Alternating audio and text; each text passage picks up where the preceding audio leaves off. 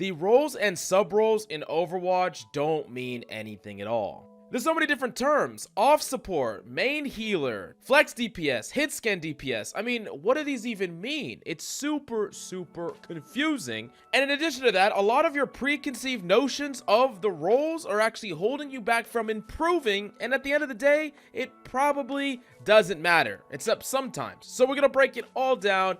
But do me a solid and smash that like and subscribe button if you enjoy the content, and let's get into it. Now, first off, we do got to start off with tank. And this is a pretty confusing one, specifically because there is no main tank or off tank anymore, because there's only one tank. But the thing about tanks in Overwatch 2 is that they play fundamentally different than they did in Overwatch 1, or a lot of the skill sets that you needed to succeed in Overwatch 1 are not really the same in Overwatch 2. You gotta understand that in Overwatch 1, generally, most of a tank's impact relied or centered around synergy with the other tank. Let's think about a dive. It was a Winston D.Va, and how well a dive went was typically dependent on how synergistic the Winston and D.Va actually moved and executed plans together. In a brawl, it was Rhine cycling in with Azaria using her cooldowns on the Rhine. In the pulled pork composition, which was Orisa pulling and Hog hooking, the synergy was a set of abilities used together and coordinated consistently. And the foundation of any pro or scrim team first started with the synergy of the main tank and the off tank. So when you take the building block of any team, or one of the easiest and most reliable ways to climb in ranked, and you just remove that, all of a sudden, moving to Overwatch 2, no second tank equals no synergy. What happens? How does that change the role and the playstyles of a tank? First off, a lot of the synergies that you're going to be making is going to be based on timing with your DPS if they're aggressive, or general synergies are oftentimes based around your supports because they can enable you with a lot of their utility. However, the majority of tanks today oftentimes play like off tanks did back in Overwatch 1, even if they are what was a main tank. Basically, tanks don't play nearly as linearly as they did before. They don't need to take the front line necessarily, and the general rule of thumb is that tanks should play to their strengths and use that to apply pressure and create plays, period. And that strength could be taking the high ground, utilizing their mobility, utilizing their damage, their playmaking potential. And it means that the main tank identity that was so often clearly defined by your synergy with your counterpart just doesn't really exist anymore. Or at least some heroes do have remnants of that identity, but a lot of them do not, and they play much more akin to off tanks or even DPS in a lot of situations. Now, it gets a little bit more confusing, though, when we move on to DPS, and this is where everyone just really doesn't understand anything, because we have flex, hit scan, main, projectile DPS, all of these terms that are just thrown around, and they're super confusing for not even just someone that's new, but just for veterans. Everyone's confused. So let's first try to clear up some terms and then talk about which ones matter and which ones don't. So hit scan, which is referring to the concept of bullet registering on fire. So your crosses over a target, you use your primary fire, and boom, it's going to register whether the bullet hits or misses. That's why it's called a hit scan. Now, just think of a character like Widowmaker or Cassidy, but it does get a bit confusing because there are other characters that are technically hit scan, like Reaper and Tracer, but not only is their fall off so close that it doesn't really effectively play the same as a lot of other hit scans, but they don't even have a lot of the same skill sets, game sense wise, positionally, or mechanically. There's not that much overlap between a character like Reaper and a character like Widowmaker, but they're both hit scan. So even though they share the same classification,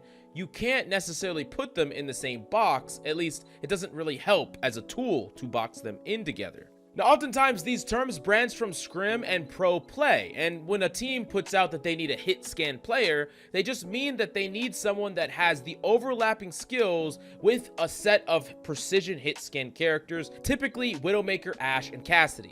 Now, the key term here is overlapping skill sets, because they would expect that person to be able to play all the heroes that overlap in some way, and this is often why a hit scan DPS will be expected to play like Hanzo or Sojourn, because they overlap not with the hit scan classification, because of course Hanzo is not hit scan, he's a projectile DPS, but the overlap in skill set from like an Ashe or a Cassidy player has some amount of positional and game sense overlap with a character like Hanzo, and this means that even though Hanzo doesn't meet the classification, he overlaps in the skill set, so you would be expected to play him only in the scrim and pro settings like I talked about.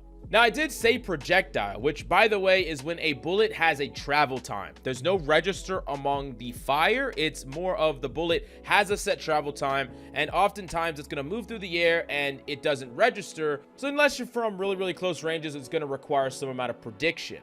Now, the reason that this classification just flat out sucks is that it tells us nothing. If the idea is that you should be overlapping skills within classifications, this means the least, because what similarities does the Symmetra have with the Pharah? The position isn't the same, the mechanics aren't the same, and the game sense have nothing to do with each other. So they kind of have no overlap, but they're both technically projectile DPS. At least Symmetra does shoot projectiles, although some people would claim that she doesn't even belong in that category, which once again makes things more complicated. Now we go back to characters like Hanzo that are obviously a projectile DPS, but have more in common positionally with someone like Ashe than a projectile quote-unquote positioning of a character like Genji or Pharah, which have nothing to do or nothing in common with a character like Hanzo, even though they all technically shoot projectile fire.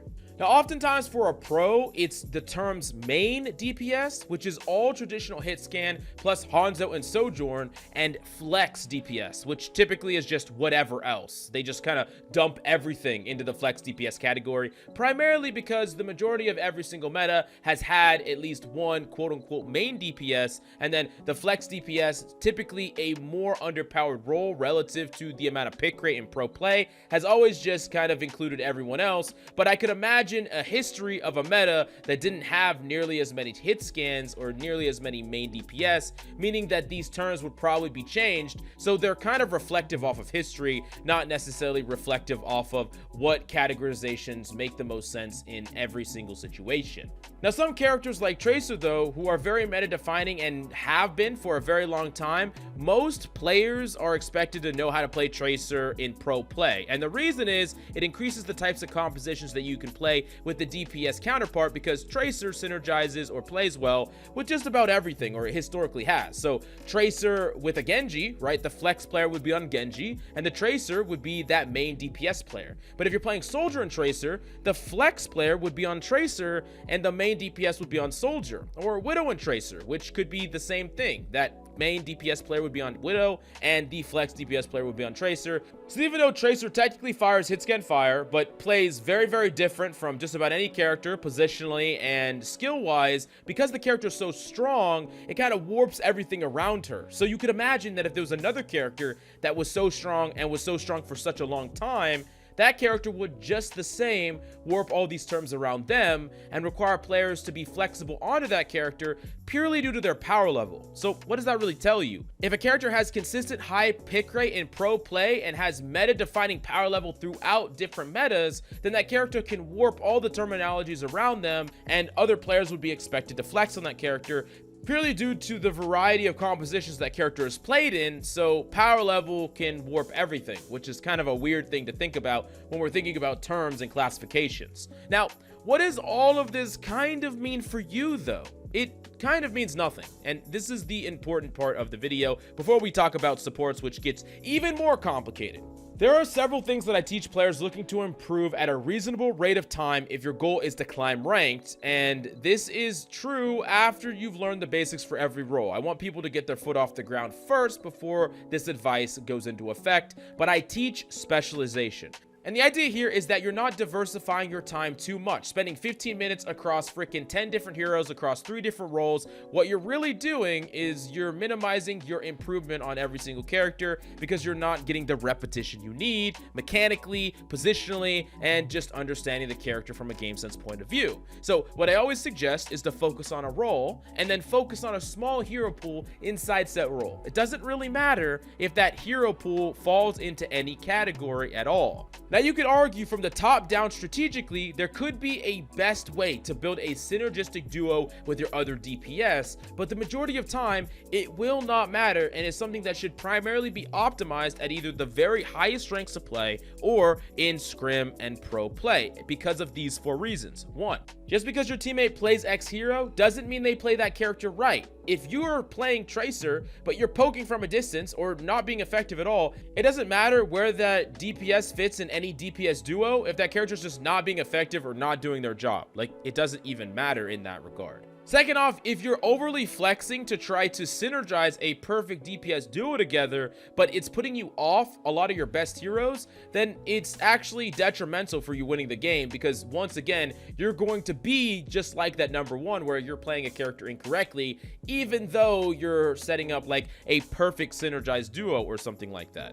Third off, oftentimes you're not countering the enemy team's picks, which is typically a more reliable way to get consistent value in ranked outside of trying to build something that has more objective power level in the abstract, which really only actually applies when everyone's doing their job right and you have a team built around the whole thing, which is just not going to happen in ranked play. So why does that even matter? And 4, and this is a really important one, objective skill level equals the power level of certain heroes. Characters like Tracer, Widow, Genji, and pretty much every character in the game don't do their job, don't even fill a certain role unless a certain level of skill is being applied to these characters. And if you're stuck in a rank like gold or silver or bronze, none of this actually matters if you think, hey, we should play these 2 characters together. I'll be on Widow, you'll be on Tracer because it's going to be perfect and synergize well. But if neither of y'all are playing those characters to a certain level and you're just playing these characters because you want to fill in that perfect DPS duo, you're not playing the character correctly, you're not playing your best heroes, and honestly, your objective skill level cannot enable these characters in the way in which they were designed for a pro and scrim meta, which is where all of this information comes from.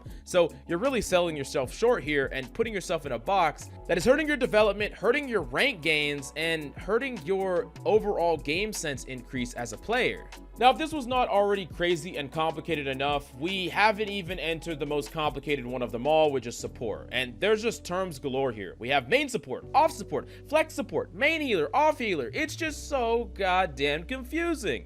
Now, the thing is, it's actually beneficial to try to separate these terms, otherwise you just kind of get lost. And I know that a lot of people argue that support should never be called healers because that's not their only job, and I think that we can all agree at this point on this channel. I actively preach against a heal bot playstyle and to find value with your abilities and your damage on every single healer, although it's nice when you're trying to classify things to understand that there is a certain level of heal volume that a support duo can output reasonably without heal botting. And this is an important thing. Reasonable output without heal botting, because you never want to have to play in a heal botting playstyle, otherwise your team just kind of falls apart because they have no sustain. And we can use this information to compare with what's reasonably required heals in a team composition. To give you an example, let's say Ryan, Cassidy, Bastion, which is a comp that would reasonably need a certain level of heals to function. But the trick here is to build a support composition that is not required to heal bot to meet that threshold. So compositions that, even if they focus their entire livelihood on only healing, it would probably not be enough. Zen and Brig, that duo is really off the table for a composition like this, because sure, you could find value in other ways besides healing, but the heal threshold doesn't overlap with the reasonable heal requirements of that composition, that tank and those DPS. In the same way, you wouldn't want to be playing something like Zen Lucio or Lucio Brig. Not that these compositions are good anyways, but you have to understand that if your Lucio is required to amp up speed 100% of the time, what extra bits of utility is he actually getting out? Because he's just barely trying to reach that required heal threshold. And then he's put into that heal botting playstyle where he's struggling to barely meet the heal needs of a composition without actually finding any way to be aggressive and find other value with his utility, like speed, or even going for more proactive plays himself. So the composition doesn't have what it needs. You cannot play your aggressive playstyle that you want to because your team is kind of falling apart without you playing in a playstyle that is intentionally like bad for your impact, which of course is going to lose you more games than anything. Now let's move on to another example. Let's say a Mercy Ana duo. Now understand that if that Mercy Ana duo is healing that Ryan Cassidy Bastion, that Mercy is most likely going to want to play to their strength, which is damage boosting, and the Ana is going to want to actually require a focus on heals more, because the composition of Ryan Cassidy Bastion is a very greedy composition that would like a certain ample amount of heals. And of course, you as the Ana want to go for damage, go for proactive plays, but the more you do that, the more that Mercy would not be able to damage boost and play to their effective playstyle. So you have to understand that it's a give and take here, and you need to try to find a balance. Of course, go for these plays when you can, but you're not going to be as greedy as you would be with potentially other compositions. So while Ana's classification would typically be an off support, given to it in scrim and pro play, primarily due to mechanical difficulty, because Ana's a mechanically difficult character to play, and they need to understand when they're looking for an off support person, they categorize all these supports by off support, because if you're mechanically good, you should be able to play them all. That's the idea anyway, even though there's some problems there that we're not going to get too into. But depending on the composition that you're playing in, Ana could play like a quote-unquote main healer and not a flex healer. So in that Mercy Ana example, Mercy would want to prioritize damage boost, and Ana would want to make sure that Bastion, Cass, and Ryan have the healing resources for challenging and maintaining space. At the minimum, you don't have to over coddle them, but you understand that the less you do, the more your Mercy has to. Now, take a similar support composition, right, that Mercy Ana, but replace the Ryan with the Hammond and the DPS with Soldier and Tracer. Suddenly, the required healing threshold is much lower, allowing for the Ana to heal bot much less, and look for more damage and proactive ability opportunities without the risk of looking away for a second and her team just like all of a sudden self-destructing, or being forced to play very, very passive, and just they can't do their job without you amply kind of looking over them and playing to that heal botting playstyle, which of course you do not want to do as a support. That's the easiest way to lose unless you do it when you have to. Ideally, you would want every single support to play to their absolute strength and not be forced into a certain playstyle based on a greedy composition. That being said, it's also up to a support to be flexible in how individualistic you are. Sometimes you need to take a back seat so that your Zen can cook, and other times you need to be less disciplined and go for plays yourself if they're available to you. Now, to summarize everything and to further explain the roles for supports outside of pro and scrim play, they really just don't matter. All these terminologies just don't matter, and they're just kind of here to confuse you. Don't let titles and labels limit your understanding of what a hero even is inside of a composition. The reality is a support's job is very complex, and the needs of your team can vary greatly depending on composition, aggression, and strategy. But more importantly than that, in ranked, there will be many situations where it's better for you to ignore one quote-unquote duty for a different opportunity, and that's going to be your discretion and up to you to decide. Now, I think most importantly, and this is something that a lot of people kind of reference when they tell you to play certain duos or play something with more healing or less healing or whatever, is that it's not your job to cater to your team's every self-proclaimed need as a support, only to judge for yourself what you can do every moment to give your team the best shot at winning, and compare what a composition needs to your own hero pool, and then also consider your individual skill / carry potential on some heroes. Just because your composition might need something else or want something else, maybe work better with something else, doesn't mean that you should sacrifice your own skill at some heroes that you're good at to enable that, when really I think a lot of times you should bet on yourself instead and play a less optimal composition, but be on a character that you feel like you can have more impact on, and then you go out and prove that and win the game because of your impact. Anyways, this was a very long video that kind of summarizes as you do not need these roles and these sub roles to play and climb ranked, and most of the time they're weaponized to teach you how to play incorrectly, and oftentimes they're only applicable to scrim and pro play, so you shouldn't even worry about it. Anyways, I hope you learned a thing or two, and I also hope that you can use this information to avoid many of the mistakes that people fall into when trying to adhere too closely to role and sub-role composition types. But let me know if you have any questions. Please smash the like, subscribe button, and I'll see you next time.